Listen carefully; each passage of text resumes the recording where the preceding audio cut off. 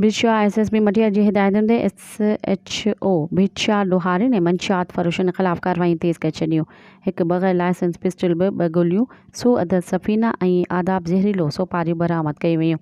SHO बिरशाह Amjad Ali Chandio staff समेत गश्त दौरान मखदूम फज़ल हुसैन फार्म हाउस आॾो 4 डोहारी ॾोह जे इरादे सां बीठल।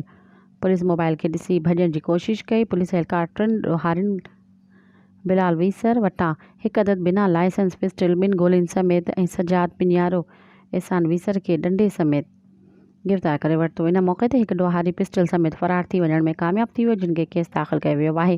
बिरशाह मोरे वटां मंशियात फ़रोशन शौकत भट्टी वटां 100 अदद सफ़ीना ऐं 193 अदद आदाब ज़हरीलो सोपारियूं समेत गिरफ़्तार करे मथस केस दाख़िल करे छॾियो आहे। मज़ीद ख़बरनि ऐं तफ़सीलात लाइ विज़िट कयो असांजी वेबसाइट www.awamiNewsHD.com ऐं ॾिसंदा रहो अवामी न्यूज़ HD।